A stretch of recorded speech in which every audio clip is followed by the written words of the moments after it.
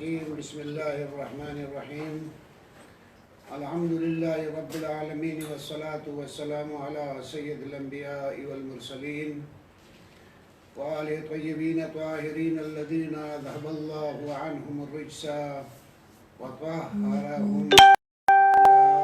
اللهم صل على محمد وآل محمد. أما بعد فقد قال الله تبارك وتعالى في كتابه المجيد وفرقانه الحميد وقوله الحق. بسم الله الرحمن الرحيم. يا أيها الذين آمنوا كتب عليكم الصيام كما كتب على الذين من قبلكم لعلكم تتقون. صلوات بر محمد وآل محمد. اللهم صل على محمد وآل برادران محمد. ایمانی، ماہ مبارک رمضان کی 6 تاریخ ہے اور میں آپ حضرات کی بارگاہ میں اپنے عرائض پیش کرنے کے لیے برادران امامی آرگنائزیشن حیدرآباد ریجن کے اہتمام سے آپ حضرات کی بارگاہ میں اپنے عرائض پیش کر رہا ہوں۔ ماہ مبارک رمضان کی مناسبت سے میں نے پروردگار عالم کا ارشاد، جس میں پروردگار عالم ایک آپ کی بہت اچھی صفت جو آپ کو بھی بہت پسند آئی ہے، اس صفت سے خدا سے خطاب کر رہا ہے، یا ایھا الذین آمنوا کتب علیکم الصیام، اے مومنوں تم پہ روزے فرض کیے گئے ہیں۔ یہ کوئی ایسی نہیں ہے کہ فقط تمہارے لیے مخصوص بات ہو۔ کما کتب علی الذین من قبلکم، یہ فریضہ تم میں سے پہلے جو امتیں تھیں ان پہ بھی یہ فریضہ تھا۔ مقصد اس کا یہ ہے کہ لعلکم تتقون، تاکہ تم ایک تقوی کے درجے پہ اور متقی بن جاؤ۔ یہ عرض کر رہا ہوں کہ خطاب پروردگار عالم ہے۔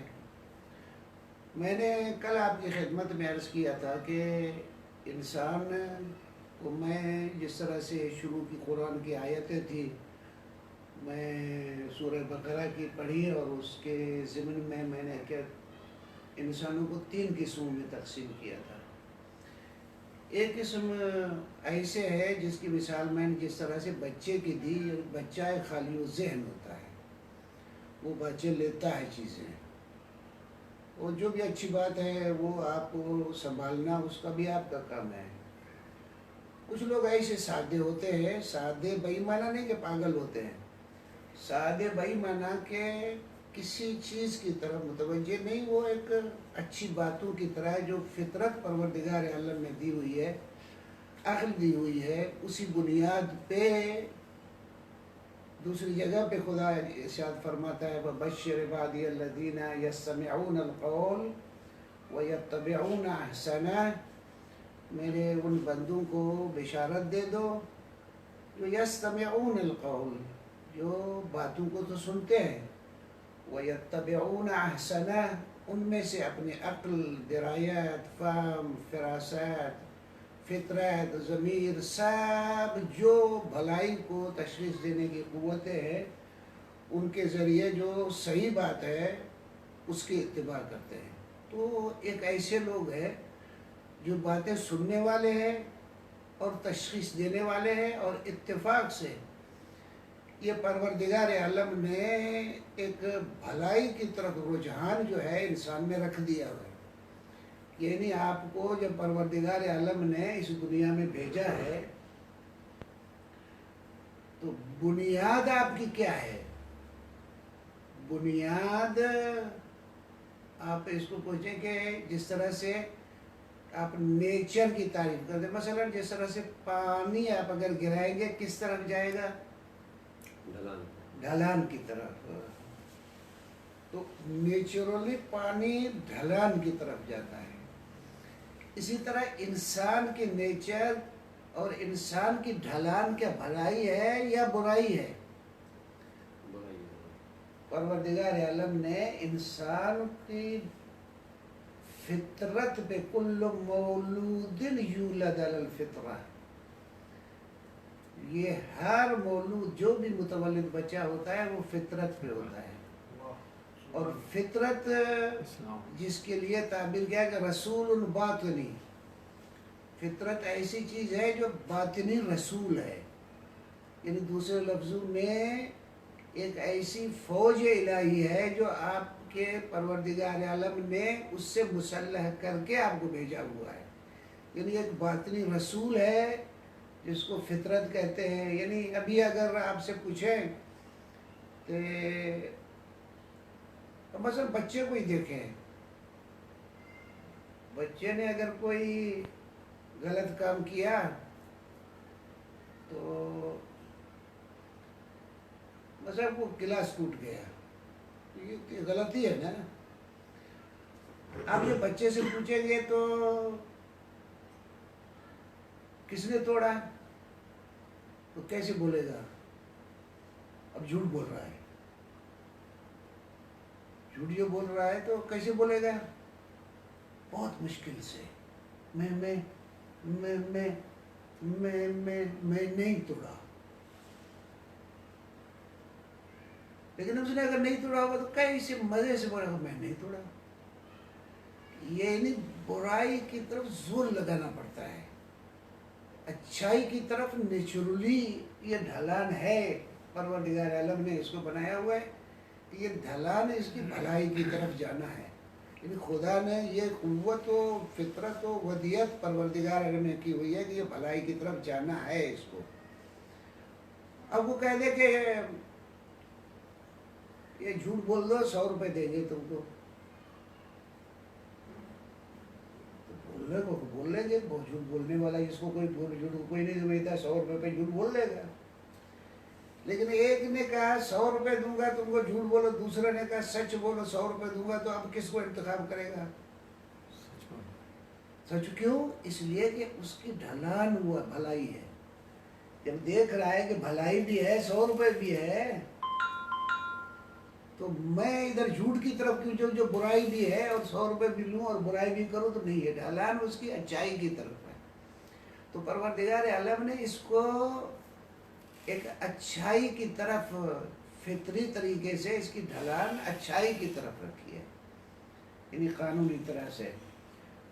تو ایک اس قسم کے لوگ ہیں جو بھلائی کی طرف اور اس فطری طریقے پر وہ اس پر جاتے ہیں۔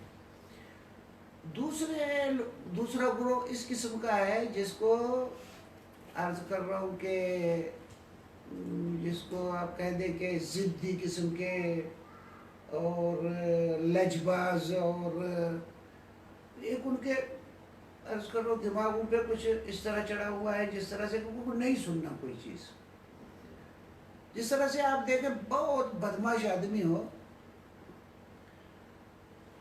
اس کے سامنے آپ اچھائی کی باتیں کرو تو وہ سنے گا ہی نہیں، ایسا سنے گا ہی نہیں۔ ہدایت کی باتیں کرو وہ سنے گا ہی نہیں۔ اچھا بہت سارے ایسے ہیں کہ مثلا جو گندی باتیں سننے کے عادی ہے، ان کے سامنے اچھی باتیں کرو اصل وہ کان ہی نہیں دھریں گے۔ وہ اس قسم کے ہوتے ہیں کہ ان کے یعنی کو وہ قلوب دماغ اس کے اس طرف متوجہ، اس طرف توجہ ہی نہیں ہوتی ہے۔ تو ان کی تعبیر جو ہے قرآن جو کہتا ہے کہ ھدی للمتقین، یہ قرآن ہدایت ہے ان لوگوں کے لیے جو اچھی باتیں سنتے ہیں، اس قسم کے لوگ۔ اور وہ دوسرے والذین کفروا، ان کی تعبیر ہے والذین کفروا میں کہ وہ اس قسم کے لوگ ہیں کہ سواء علیہم انذرتہم ام لم تنذرہم، چاہے وہ برابر ہے، ان کو چاہو تم انذار کرو یا نہ کرو، وہ اپنی جگہ پہ کھڑے ہوتے ہیں۔ پیغمبر اکرم صلی اللہ علیہ وآلہ وسلم رسالت ہوئے تو انہی کے اعزاء میں، بلکہ یہ کہ چچا ان کے وہ سخت مخالف تھے ان کے، حتیٰ ان کے جس طرح سے ہم کسی کو پاگل بنائیں، کسی کے پیچھے آوازیں کسے، وہ اس طرح سے پیغمبر کے پیچھے آوازیں کسے، وہ تو ایسی پاگلوں کی طرح پیچھے پھر پیغمبر کے۔ یہ اس قسم کے لوگ نہیں، سواء علیہم انذرتہم ام لم تنذرہم لا یؤمنون۔ یہ دوسرا ہوا تیسرا منافقین کا. منافقہ مفاد پرست لوگ ہیں، ادھر سے ملا ادھر سے ملا ادھر سے ملا، کہ ان کے پاس کوئی ہدف نہیں ہے. اس قسم کے لوگ ہیں. بس یہ ہدایت حاصل کرنے والے وہ لوگ ہیں جو فطری تقاضوں کے مطابق اور عقلی تقاضوں کے مطابق جو سوچتے بھی ہیں اور اچھائی کی تلاش میں بھی ہیں، تمام باتیں سنتے بھی ہیں، اور پھر عرض کر رہا ہوں کہ اچھائی کی طرف چلے جاتے ہیں. اس قسم کے لوگ ہدایت یافتہ بھی ہیں. پتہ نہیں میری بات آپ سن رہے ہیں یا نہیں سن رہے ہیں. ایک بات یاد رکھیں، یہ پروردگار عالم نے انبیاء کو بھیجا. اب دوسرے انبیاء کو چھوڑے، پیغمبر اکرم صلی اللہ علیہ وآلہ وسلم ہمارے رسول کو بھیجا. اس کے ساتھ کتاب بھیجی. کتاب کا نام ہے قرآن. وہ اتفاق سے یہ وہ مہینہ ہے ماہ مبارک رمضان جس میں قرآن بھی اسی میں نازل ہوا ہے. خوب ایک فضیلت ماہ مبارک رمضان کی یہ ہے کہ قرآن بھی اسی میں نازل ہوا ہے. اس قرآن کو نازل ہوا. اچھا، اب یہ قرآن کا پہلا لفظ ہے کہ الف لام میم ذالک الکتاب لا ریب فیہ. یہ ایسی کتاب ہے جس میں کوئی ریب نہیں ہے. ریب کو عمومی طور سے کوئی شک کہتے ہیں. میں یہ اس قسم کی نہیں مانا. بہت سے لوگ قرآن کو نہیں مانتے. ریب کیا، انکار کرتے ہیں اصل قرآن کو. اصل کتاب اللہ ہونے کا انکار کرتے کہ اللہ کی کتاب وہ بھی نہیں مانتے. اصل اس کو بھی نہیں مانتے. ریب کیا، اصل انکار ہے، شک کیا. لیکن یہ باتیں ایسی ہیں قرآن کی کہ جس میں آپ کبھی کوئی شک نہیں دے سکتے. کوئی ایسی باتیں جو کبھی باطل کر سکے نہیں کر سکتے. یا میں ایک بات آپ کی خدمت میں عرض کروں کہ ہمارے پاس مثلا میں مولوی آدمی ہوں، میں مسئلے سناؤں گا. اب مثلا کوئی اکنامک کا ہے تو وہ اکنامک کی بات. اب مثلا عرض کروں آپ کی خدمت میں کہ کوئی ڈاکٹر ہے تو وہ ڈاکٹر کی باتیں بتائے گا. کوئی انجینئر ہے انجینئر کی باتیں بتائے گا. لیکن اگر ڈاکٹر آگے انجینئر پہ لیکچر دینا شروع کر دے اور انجینئروں کا مجموعہ ہو تو یہ ڈاکٹر پھسلے گا یا نہیں پھسلے گا؟ ہاں، اس کو ہم کہتے ہیں کوہنیاں مارنا. ہم ایک دوسرے کو سنو سنو سنو کیسے الٹی باتیں کر رہا ہے. اچھا، ڈاکٹر آپ کے آدین سننے والے ہوں اور آپ انجینئر کو کھڑا کر دیں اور انجینئر آ کے اس ٹاپک پہ عرض کر رہا ہوں کہ طب کے موضوع پہ تقریر کرنا شروع کر، کتنا پھسلے گا؟ وہ پھسلے گا یا نہیں پھسلے گا؟ بس ایک موضوع پہ بات کرنے کے لیے لازمی ہے اس موضوع سے آشنا ہو. اس موضوع پہ تب بول سکتا ہے، ورنہ نہیں بول سکتا. اب اکنامک کا اکنامک سے بولے گا، ڈاکٹر نہیں بول سکتا، وہ پھسلے گا. یہی اکنامکس ہے یا انجینئر کو آپ کہہ دو ڈاکٹر پہ بولو وہ پھسلے گا. ڈاکٹر کو ادھر کھڑا کر دو پھسلے گا. قرآن ایسی کتاب ہے جس کو آپ یہ کہہ دیں کہ سائنس کی کتاب ہے. جی نہیں، سائنس کی کتاب نہیں ہے. وہ طب کی کتاب ہے کہ جی طب کی کتاب نہیں ہے. ایسا نہیں کہ طب کی ایک اور پہلا باب یہ اس کا انٹروڈکشن یہ ہے، دوسرا باب یہ ہے، تیسرا باب یہ ہے، تیسرا چوتھا باب یہ ہے، کتاب پڑھائی جائے. اس قسم کی طب کی کتاب نہیں ہے. آپ کا جو سائنس کی کوئی کتاب ہے؟ جی نہیں، سائنس کی بھی کوئی کتاب نہیں ہے. معاشیات کی کوئی؟ جی نہیں، کوئی معاشیات کی بھی کتاب نہیں ہے. لیکن نظریات قرآنی آپ جا کے پورے قرآن میں پڑھیں، طبی مسائل بھی اس میں ہوں گے، سائنسی مسائل بھی اسی میں ہوں گے.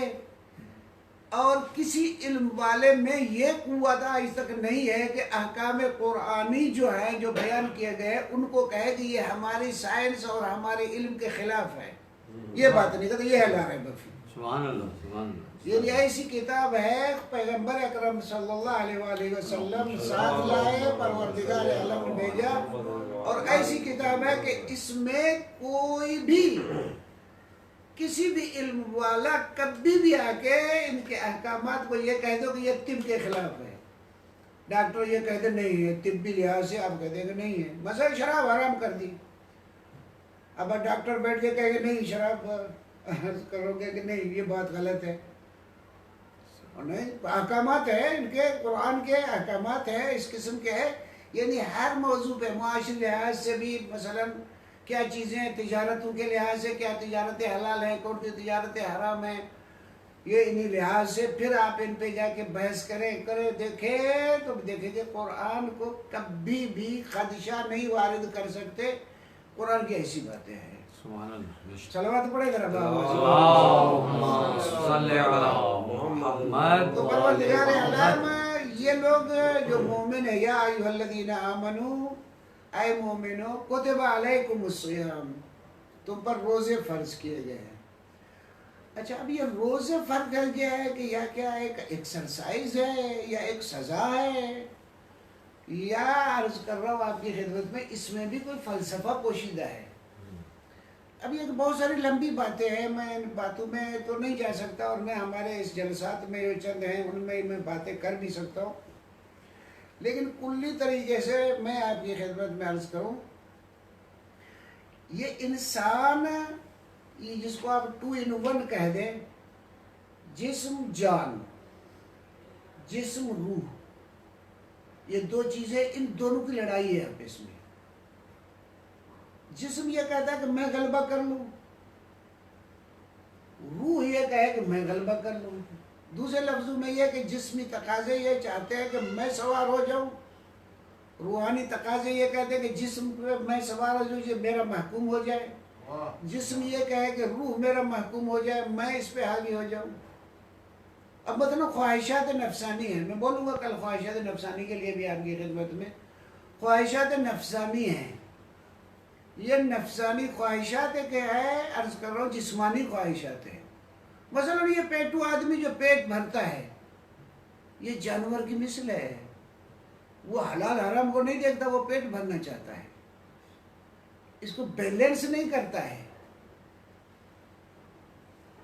یہ اسلام پیٹ کے خلاف نہیں ہے کہ اگر پیٹ کو خالی رکھو پیٹ کو مار دو، ایسا بھی نہیں ہے، یہ نہیں ہے، یہ غلط بات ہے کہ یہ بہت سارے لوگ درویش ہمارے پاس آ کے نکلے جو کہ کھانا پینا یہ سب چھوڑ کے اس کے بعد کہتے ہیں اسلام ہے، انہوں نے بہت اسلام کو نقصان پہنچایا ہے ان لوگوں نے، جو یہ اس قسم کے درویشی قسم کے، حتیٰ ان کے ہمارے ذہنوں میں بھی ایسا آ گیا ہے کہ پیغمبر اکرم صلی اللہ علیہ وآلہ وسلم بھی کوئی ایک درویش تھے، علی بھی کوئی درویش تھے، اور جس طرح سے آپ ان درویشوں کو دیکھ دیکھ کے تو اسلام بھی ایک درویشی ہے، اور اسلام بھی ایک دنیا سے کٹ کے رہنے کی کوئی چیز ہے، ایسا نہیں ہے اسلام، اسلام ایسا نہیں ہے کہ دنیا سے کٹ کے رہنے کی چیز ہے، بلکہ اسلام ایسا ہے کہ تم روحانی طریقے سے خود کو اتنا باعظمت بنا لو کہ یہ تم اپنا جسم جو ہے اس کے بھی نوکر نہیں بنو۔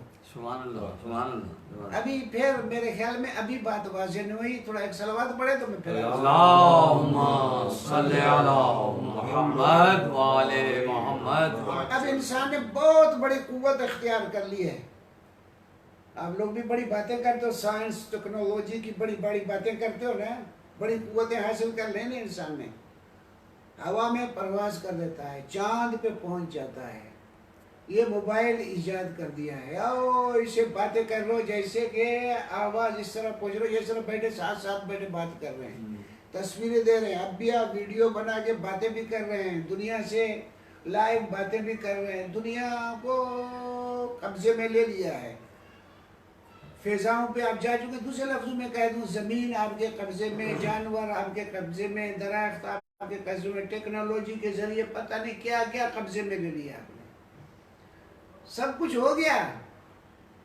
آپ کے پاس گاڑی ہے، گاڑی آپ کے قبضے میں ہے، گیئر آپ لگاتے ہو قبضے میں ہے، بریک آپ لگاتے ہو آپ کے قبضے میں ہے، ہاں عرض کر رہا ہوں کہ یہ اس کا اسٹیئرنگ تمہارے ہاتھ میں، جہاں چاہو پھیرو اس کو، یہ پھیرے تمہارے قبضے میں، تم سوار ہو اس کے، ایسا یہ نہیں، یہ سب کچھ ہے، گاڑی تمہارے پاس ہے، جہاز تمہارے پاس ہے، راکٹ تمہارے پاس ہے، سب کو تم قبضے کیے ہو، لیکن اپنے وجود پہ قبضہ نہیں ہے، سبحان اللہ. خود پہ قبضہ نہیں ہے. کوئی ایک طریقہ ایسا ہو جو خود پہ قبضہ کرو پہلے، قبضہ کرنے کے بعد اس دنیا پہ قبضہ کر لو، یہ اسلام ہے.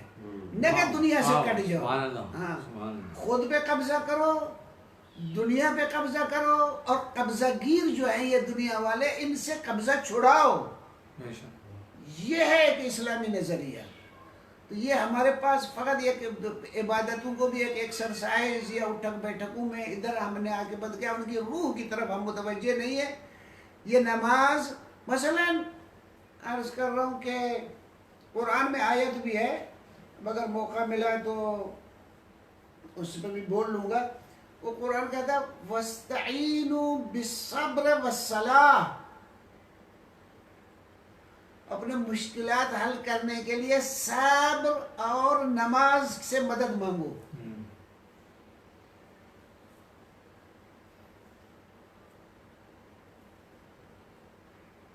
یہ قرآن کہتا ہے وَاسْتَعِينُوا بِالصَّبْرِ. یہ صبر سے مراد کا روزہ ہے. صبر کی جنرل معنی بھی ہے لیکن روزہ بھی تفسیر میں ہے کہ روزے سے مدد مانگو، نماز سے مدد مانگو. کیوں؟ ان کے ذریعے سے تم بندگی میں جاتے ہو، بندگی میں گئے تو خود پہ قبضہ کر لو گے. اللہ کا تم پہ قبضہ ہو گیا، سمجھو تم نے خود پہ خود قبضہ کر دیا. جو اللہ سے کٹ گیا سمجھو اس نے خود پہ قبضہ نہیں کیا. اور جتنے بھی اللہ سے ہٹے ہوئے ہوں گے آپ دیکھے ہوں گے ذلیل و خوار ہوتے رہیں گے. بے شک. سبحان اللہ. یہ ہے عرض کر رہا ہوں کہ اصل اس بنیاد پہ. تو یہ ماہ مبارک رمضان، اس میں کتب علیکم الصیام کما کتب علی الذین من قبلکم، اور انا امیر المومنین علی بن ابی طالب علیہ السلام ان رسول اللہ خطبنا ذات یوم. پیغمبر اکرم صلی اللہ علیہ السلام فرماتے ہیں، پیغمبر اکرم صلی اللہ علیہ وسلم سے خطاب، ایھا الناس انہو قد اقبل الیکم شہر اللہ، تمہارے پاس آ رہا ہے. اقبل الیکم، تمہارے پاس آ رہا ہے اللہ کا مہینہ. تو ماہ مبارک رمضان کے لیے کہتے ہیں کہ شہر اللہ ہے، اللہ کا مہینہ ہے. ایک خاص ہے جس میں پروردگار عالم نے ایک خاص آپ کو رعایت بھی ہوئی ہے، اور پروردگار عالم کا یہ مہینہ ہے، ورنہ ہر مہینہ اللہ کا ہے. بے شک. خوب اس میں برکت ہے، رحمت ہے، مغفرت ہے. شہر هو عند اللہ افضل الشہور. یہ رمضان کا مہینہ، حتیٰ ان کے بعض حدیثوں میں یہاں بھی ہے لا تقولوا جاء رمضان وانقضى شہر رمضان. اس طرح مت بولا کہ رمضان آ گیا رمضان چلا گیا. بل قولوا، بلکہ اس طرح بولو کہ جاء شہر رمضان، رمضان کا مہینہ آ گیا. شہر رمضان، مہینہ رمضان آیا. وانقضى شہر رمضان، شہر رمضان، رمضان کا مہینہ گیا. رمضان کیوں؟ لأن رمضان اسم من اسماء اللہ تعالی. رمضان اللہ کے ناموں میں سے ایک ہے. حدیث میں ہے، ابھی اتنا پختہ بھی نہیں ہے، بہرحال ہے حدیث میں ہے. بہرحال اس میں کہا نہیں ہے کہ اللہ کے ناموں میں سے ایک نام رمضان ہے. اس مناسبت سے اس مہینے کا نام کیونکہ اللہ کا ہے، خاص رمضان بھی رکھ دیا گیا ہے. صلوات پڑھیں. اللہم صلی علی محمد افضل الایام ولیالیہ افضل اللیالی وساعاتہ افضل الساعات. ہوا شہر دعیتم فیہ الی ضیافت اللہ. یہ ایسا مہینہ ہے جس میں آپ کو اللہ نے انوائٹ کیا ہے ضیافت کے لیے. اللہ نے آپ کو ایک ضیافت دی ہے.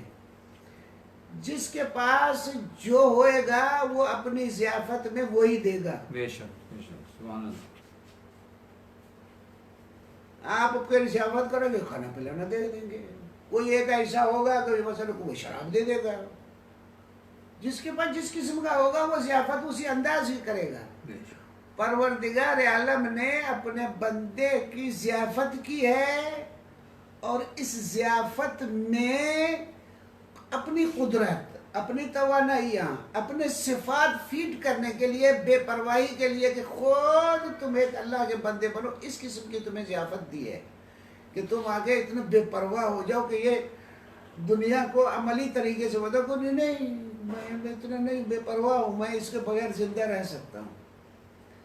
ایک اللہ نے تم کو انوائٹ کیا ہے، دعوت دی ہے، تو بہت بڑا عرض کرو ایک مقام ہے تمہارا کہ جس میں پروردگار عالم نے تم کو دعوت دی ہے۔ صلوات پڑھیے گا ذرا اللہم صلی علی محمد وآل محمد وَجُعِلْتُمْ فِيهِ مِنْ أَهْلِ كَرَامَةِ اللَّهِ۔